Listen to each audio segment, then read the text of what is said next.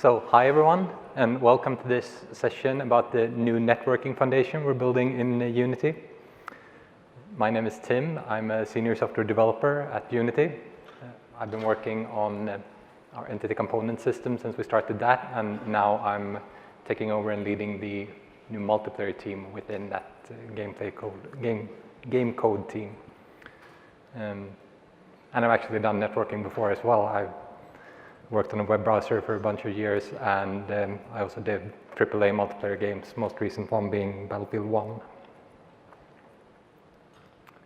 So today I'm going to quickly go over the tech behind multiplayer games just to establish what problem we're actually trying to solve with our new transport package. And then I'll go into our transport package, what it does and how it does it. And I'll round off a little bit with why we're building a new package, what we're planning to use it for, which is building multiplayer with our entity component system. So let's kick off with just going over the tech behind multiplayer games. There are actually many different types of multiplayer games. The one I'm going to focus on today, and the one we're focusing on building first at Unity, is the client prediction model, where you have a server who's authoritative of all state, and then the clients predict what's going to happen just to reduce the latency or delay from you clicking a button until something actually happening on screen. There are other models which are used quite widely as well, such as deterministic lockstep, where you communicate the inputs between all clients, and then all clients run the same simulation at the same time. Or rollback, which is kind of a version of that, but instead of waiting until you have all the input from all the clients, you just go ahead and simulate as soon as you want, as soon as you have your own input. And then if it turns out that someone else pushed something that you didn't expect, you go back in time and you re-simulate your entire world state with that correct input. There are valid use cases for using those, and we're going to look into those use cases, but the first one we're focusing on is client prediction, because it's the most broad one usually. So that's also the first one we're building. So in the client prediction model, you have a server, usually a dedicated server. You have a bunch of clients connected to it. The server runs all the simulation, and then it sends new state to the clients, such as this is your position, and this is the position of everyone else in the world, and this is the position of all the rocks and trees and everything. And the clients send inputs or commands to the dedicated server. So they send things like, I want to jump now, and then the server performs the jumps and sends back the state. Simple enough. Problem is, if you just do that, you have a bunch of latency. So if we look at this guy, he's going to send his command to the server will process it, send a response, and then it will start to move. So when I push the button, he sends the message, receives the message, and starts moving. That's a pretty terrible user experience, because you have to wait a bit after you press until your character moves. And that delay is not even constant, so you can't adapt to it. It can fluctuate between a few milliseconds and seconds, depending on your network conditions. So usually what you want to do is predict on the client, which means you run the same simulation on the client, but you run it as soon as you press the button. So this one will do the same thing with simulation, so it's going to send the message, but predictably start moving right away. Send the message and move, and then receives a response, and everything was good. So the prediction was correct, and everything was just responsive. Of course, there could be something in the way that you didn't know about yet. Another player got in and stood in front of you, so you couldn't move. And that's when you get a misprediction. So this guy will do a misprediction. So he's going to do the same thing as the previous one. It's going to send a message and start moving. But then when it gets a response, the server disagreed with the position. And since the server is authoritative, he's just going to move back. So let's look at that. Send, receive, and snap back. If the difference is small, you try to hide this with just interpolating back to the position or some other technique. Do gradual correction over a couple of frames so it doesn't get this jarring jump in time. But if the difference is really big, then you basically have to just snap it back like that. And that's usually what causes rubber banding, mispredictions on the client side, which means you just run a little bit and then snap back and do that over and over again.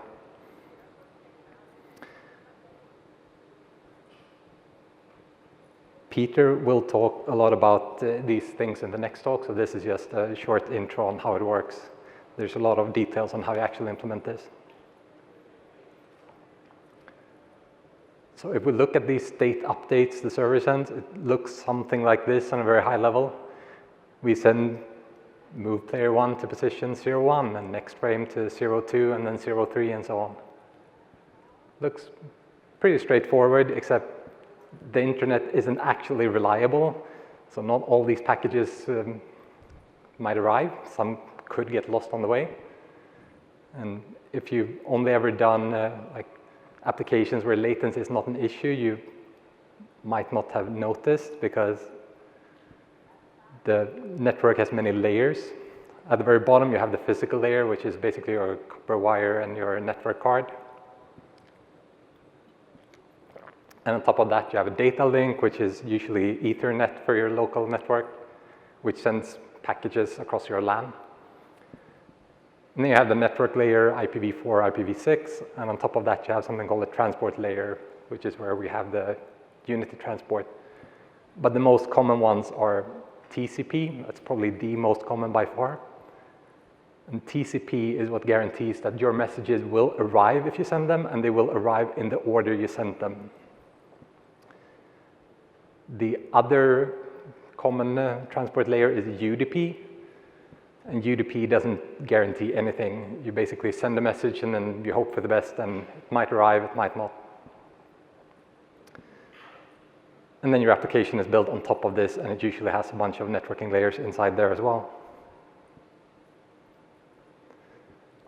So why not just use TCP for a game? Well, assuming a packet gets lost in TCP, the second package here, when the client receives the third package from the server, it's going to notice that, hey, I'm actually missing something. Hey, please resend that, and it will send something back to the server. And the server will say, sure, that was this message. And since we need to process everything in order, because TCP guarantees that, now is when we can apply those packages. So first, we apply the package we waited for, move to 0, 2, and then we overwrite all that state with the package we had one full server round trip ago. So we have this extra latency of one full server round trip waiting for a package that we didn't even use to simulate in a game state. And packet loss is almost guaranteed to happen when you're using TCP, because TCP basically starts sending faster and faster and faster until packets are dropped, and then it backs off, and then it starts sending faster and faster again. So you always get packet loss if you have TCP, more or less. If we do the same thing in UDP, we're not even tracking the packages, so the second package gets lost. Well, we didn't even know something was there, so the client just simulates what it gets. And this looks much better, assuming all the packages are contains all the state you need, which is not always the case, because you usually don't want to send things like, well, there's 200 rocks here and they're not moving. Next frame, well, these 200 rocks didn't move this frame either. You can kind of skip that. But if you miss the last package, you need that state. So we can update this a little bit and just send the changes to some known good value.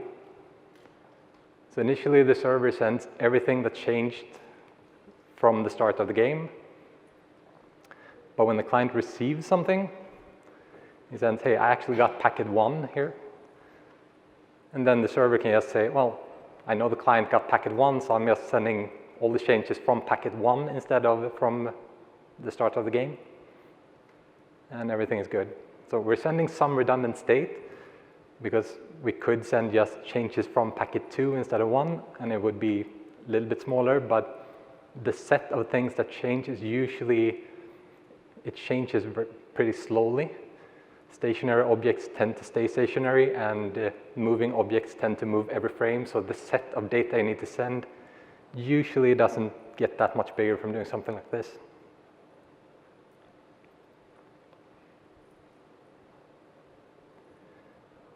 So the Unity transport is what we have released in alpha yesterday. It is a transport package based on top of UDP. So why do we need something on top of UDP? Well, UDP is not trivial to use because UDP essentially only has a send and receive method. You send to some IP address, and then you receive a message, and it tells you where it came from. So if you just send to some server, you have no way of knowing if that server even exists.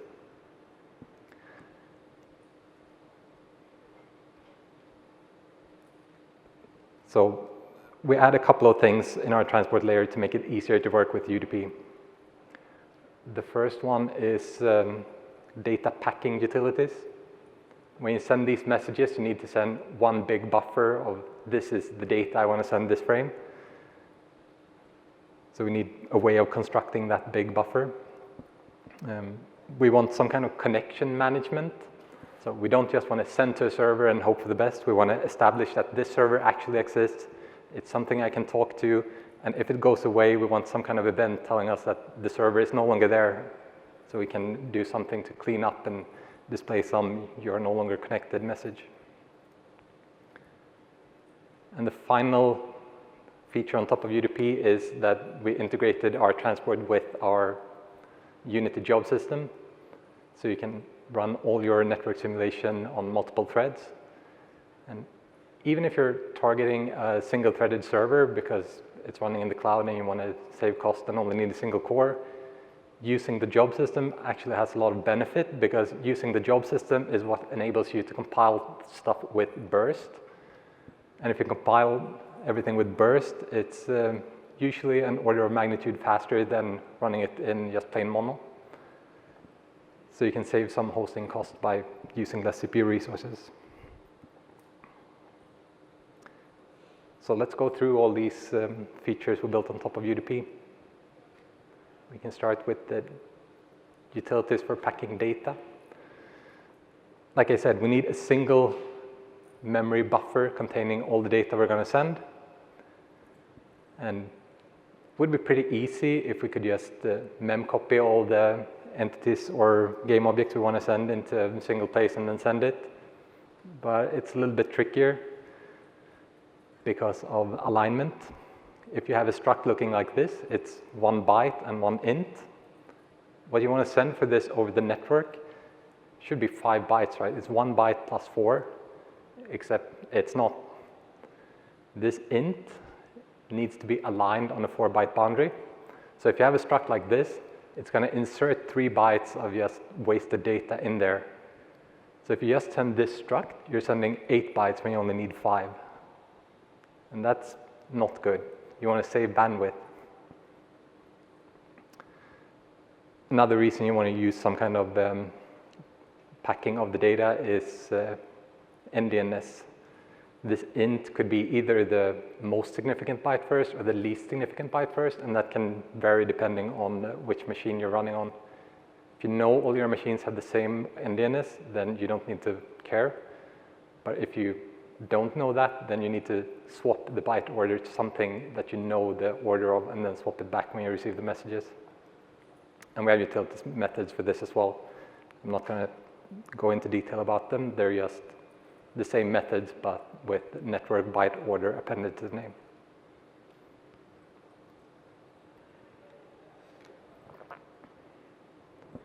So looking at this packing functionality, it's called a data stream in our new transport. We have a DataStreamWriter, which when you create it, it will allocate the memory buffer for you.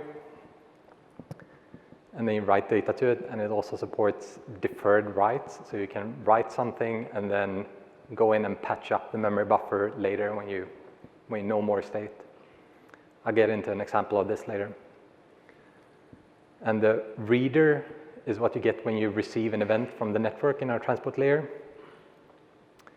And the important point about this is that it's a completely immutable struct.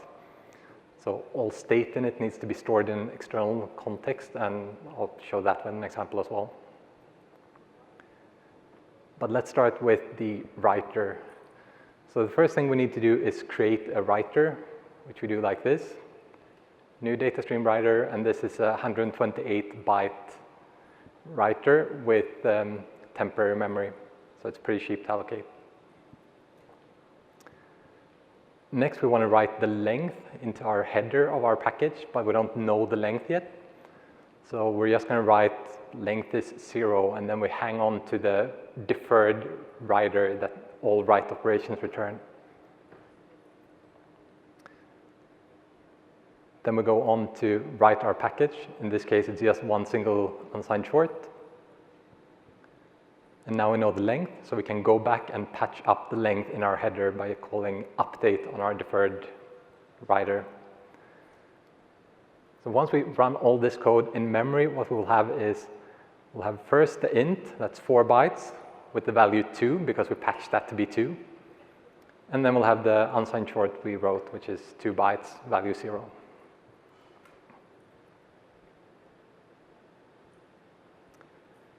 The reader is what you get when you pop an event. And since it's completely immutable, it can't keep track of where in the stream you're actually reading. So to do that, we need to create a DataStreamReader context, which we do like this. We just initialize one. And then we can read. We need to pass in that context, and it will update the read position. If we didn't have this context, you would have to manually specify, I want to read an int at byte offset 0, and then an unsigned short at byte offset 4. Yeah, 4. It's pretty error prone, and when you start commenting out code or doing something to debug, it's pretty easy to mess up, and then you're reading at the wrong offsets, and everything just breaks down.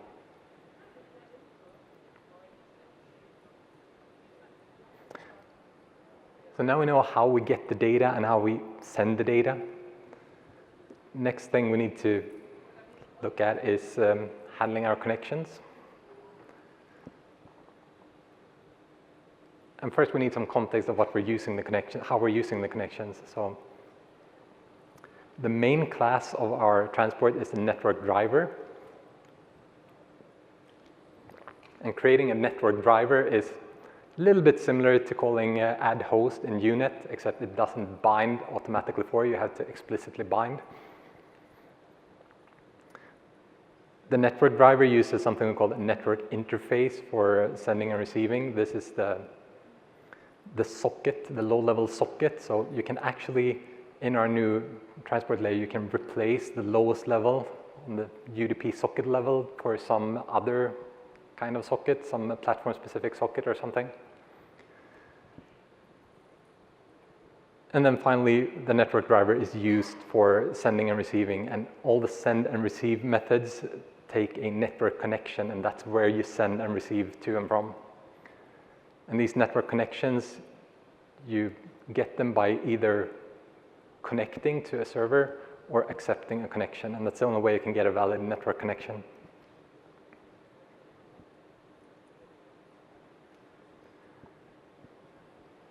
So let's look at the main flow of an application using our transport on a server. We start by creating a network driver. Then we need to bind our network driver to a specific port. And then we say, listen for incoming connections. And now every frame, we need to update the network driver. We need to accept all new connections, which means we call accept until we get an invalid connection back. And then we store them somewhere. And then we need to go over all our connections, and we need to empty the buffers. We need to pop all the events on those connections. And on the server, we can send anytime we want. And I should also point out that this is a network frame. It doesn't really have to be a rendered frame or even a fixed frame. You can call the network update every second fixed update or whatever you want, really, as long as you have a well-defined network frame rate. On the client, it's pretty similar. We create a driver. Instead of listening, we connect to a remote server. And then every frame we need to update. We don't need to accept because no one is connecting to us. We're a client. And then for all connections, we again need to pop all the events. But here is an important difference. You cannot send to this until you have received the connect event. And that seems a little bit funky, so let's dig into why that is. And to do that, we need to look at our connection flow. When you call connect, our client will send a connect message to the server. The server will respond with the connection accept. And the server can start sending data immediately, but the client starts sending data after it receives the connection accept message. And either end can disconnect. If we drop one of the connect messages, we have a timeout and send another one, so we make sure that the connect actually happens. If we don't get the connection accept message, we do something called an implicit connection when we receive a data package. If the client receives data from the server, it knows that I must be connected because the server is sending me data. But this didn't really explain why we can't send before we get the connection accept, so let's look a little bit more carefully. Actually, we need to support multiple connections from one client to the same server. We could just say that you're not allowed to do that, but it doesn't really work because if you disconnect or crash and then reconnect, you could get messages for the old connection, which you can't really handle because it could be game state from a session that you don't have and everything would just fall apart. So we need to make sure that we actually support multiple connections. And the way we do that is we assign connection tokens to all the connections. So what actually happens when you connect is the client will generate a connection token, in this case called C1, and it will send a message to the server saying, I want to connect and my token is C1. The server generates its own token called S1 here, and then it sends a message specifically to C1 on that address saying my token is S1 and your connection is accepted. When the server sends data, it also includes this my token is S1 in all the data messages initially. And the client obviously needs to say this message is for S1. And now it's pretty obvious why you can't send data until we get the connection accept message. We simply don't know the token we're supposed to send to, so we wouldn't know what to send. And then once the server has received some data from the client, it knows that the client already has my token because it sent me something with it, so it just stops sending the token in every message. And disconnects obviously also need the token.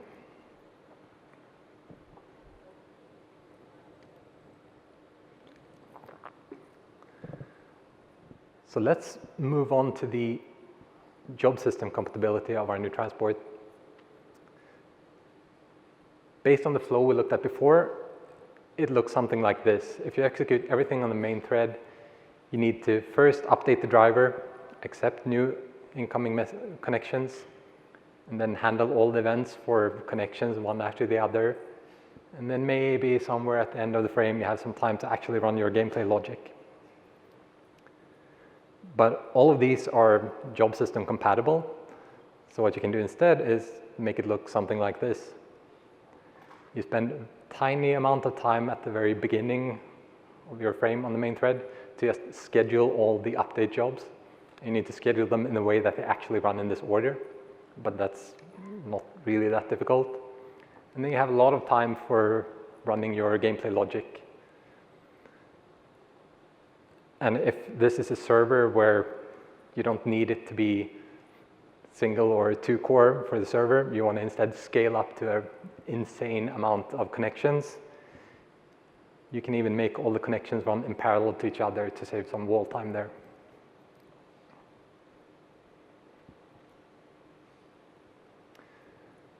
when you want to use the job system like this, there are a couple of things you need to keep in mind. And even if you don't want to use it, the first one is pretty important to keep in mind. The update function of our network driver, it's called schedule update, and that's because it's always a job. That means if you want to do this on the main thread only, you need to wait for that job to complete before you can use the driver for anything else on the main thread. And as always, when you use the C# job system, everything has to be blittable data. It can't be any classes. So basically, it's only data which you can trivially mem-copy to somewhere else, and then it's still a valid state. It can't be any references to anything else anywhere. And our network connections follow these restrictions. They are blittable, which means you can easily store a network connection in either a native list or an ECS component, which are the two ways we recommend of storing our network connections. A native list is probably a good default even if you're not using the job system, because that means you're not doing any managed allocations. It's all native allocations, and you don't get any GC hitches. If you want to do the last part I talked about, actually running the connections in parallel, you need to use a parallel for, and then you need to use the concurrent version of the network driver when you pass the driver to the job, and you need to use either ECS or the iJob parallel for defer extensions. I'm not going to dive into this right now, but we are using this in our example, so you can just check out our ping example if you want to look at what this looks like.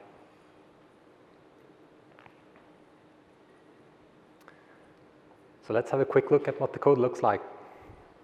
We need to create a native list of connections where we store all the connections.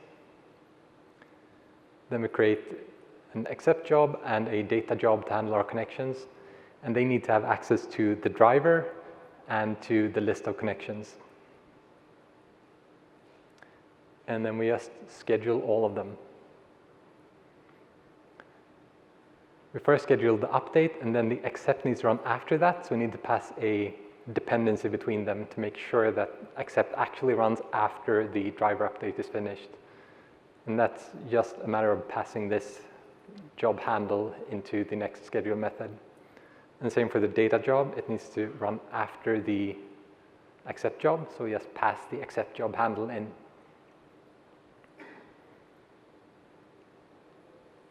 The job itself, in this case the data job processing our connections, it's an iJob because in this case we're not doing the parallel update of connections. It has access to the driver and the list of connections,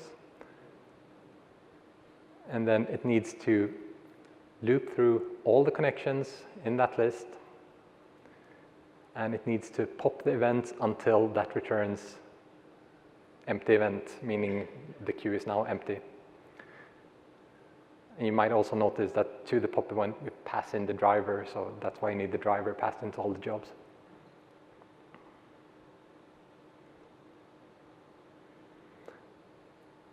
So what we have today shipping is just basic, what I just mentioned, unreliable messages, connections, job system compatibility, and data packing utilities.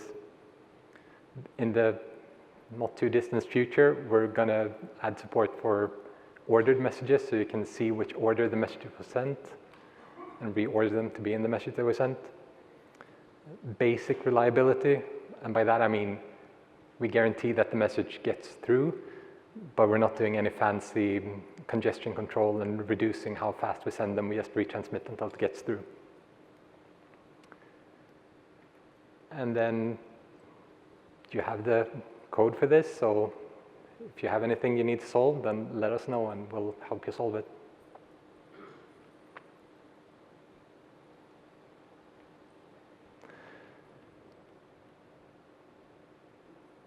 So if we look a little bit forward, why are we even building this new transport layer? Why can't we use something we had before?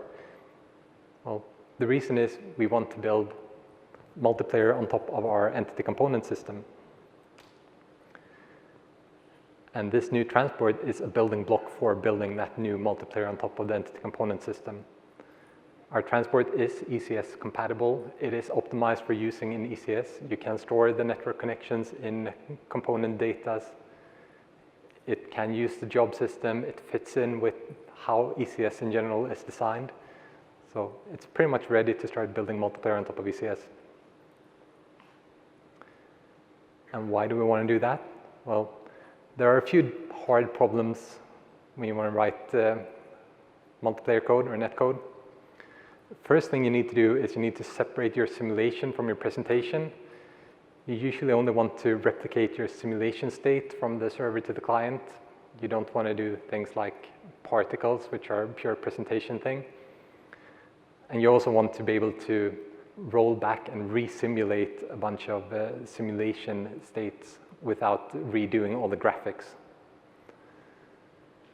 We think we can do something very good with this, with the multiple worlds in our entity component system.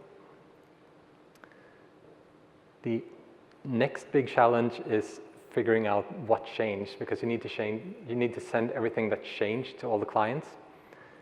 And usually, if you look at any big game server, one of the more heavy and expensive operations on that server is checking all the data in the entire world to figure out what actually changed and what do I need to send and how did it change. And in ECS, we have good ways of tracking what actually changed, so we can reduce the cost of this significantly, we think. And then the final piece we think is a very good fit for ECS is how do we even replicate this across the network? We have this data that we want to just send over somewhere.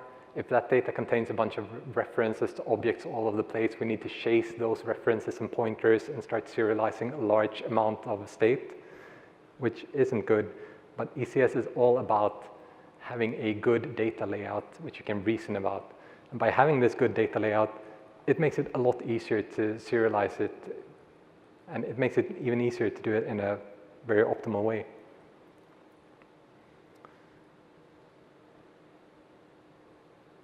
And if we do reduce these tracking what changed and cost for serialization, the result of that will be that we reduce the number of CPU cycles you need to spend, both on the client and the server, primarily the server, but also the client. And that will in turn reduce your processing latency. If we look at the end-to-end latency of a game, it looks something like this. First, we run the simulation on the server. Then we need to figure out what changed. We need to serialize that. We need to transfer it over the network, which is not something we can easily control from inside our application. It's pretty much a fixed value. And then we need to deserialize it and run the client simulation. If we reduce these change tracking and serialization costs, you will have a shorter time from your server simulation until your client simulation is done. So that's why we think building multiplayer on top of ECS is a good thing, and that's something we're starting to do now. It's not something you can download today and use, but it's something we're starting to work at now. And that is everything. There is about 10 minutes for questions, and there are microphones in the back.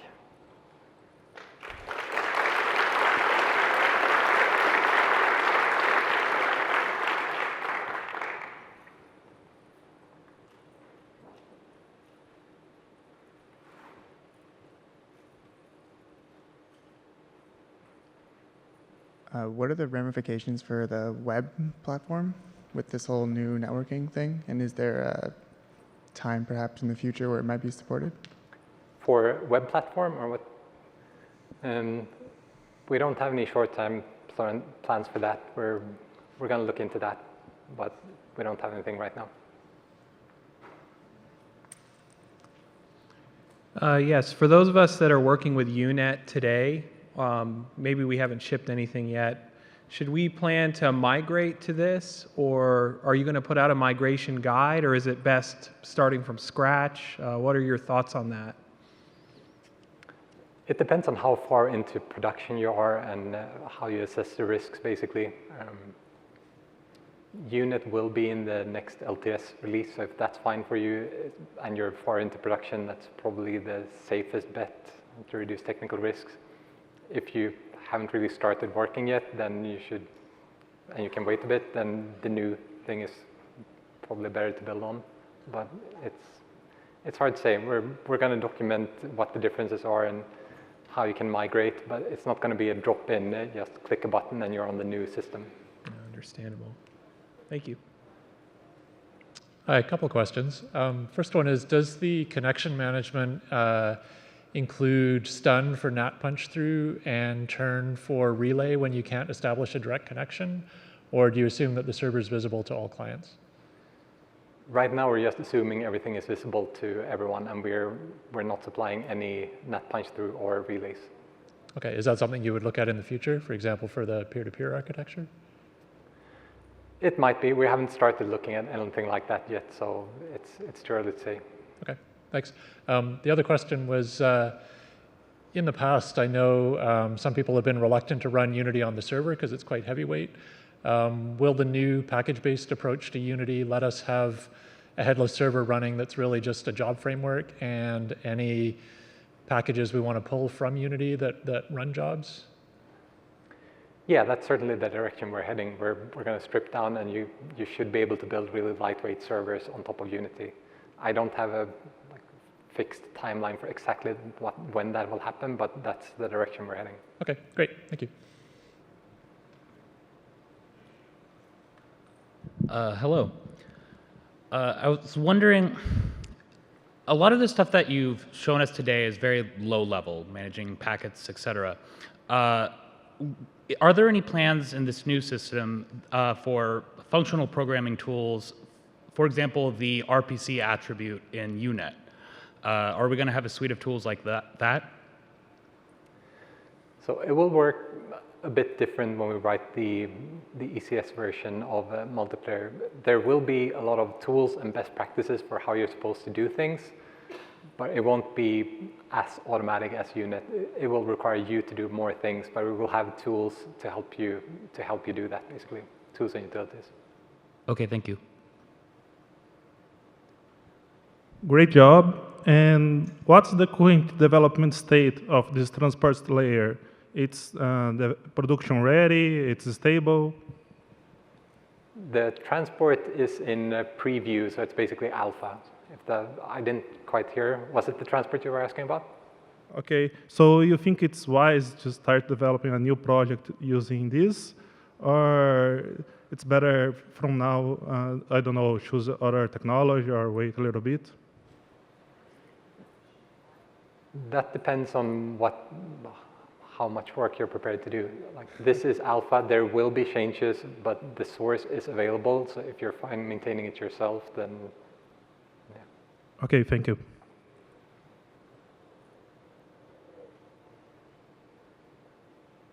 Right? Hi, yes, I have one. Now, in terms of the server being a single point of failure for anything that's going on in your networked experience, how would you recommend designing around that?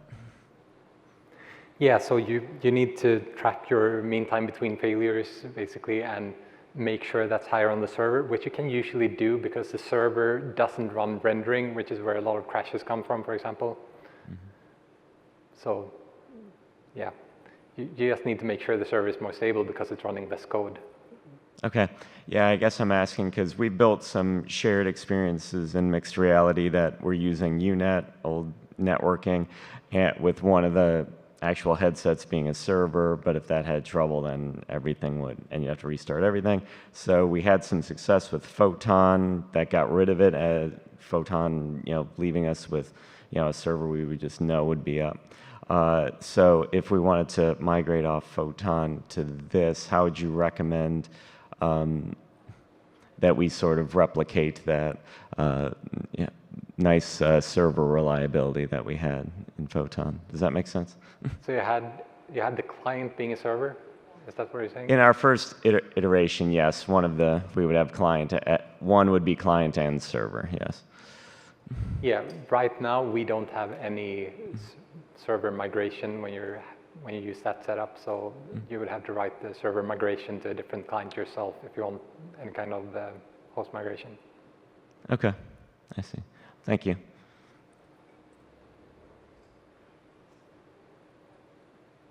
Right, no more questions? Okay, thank you.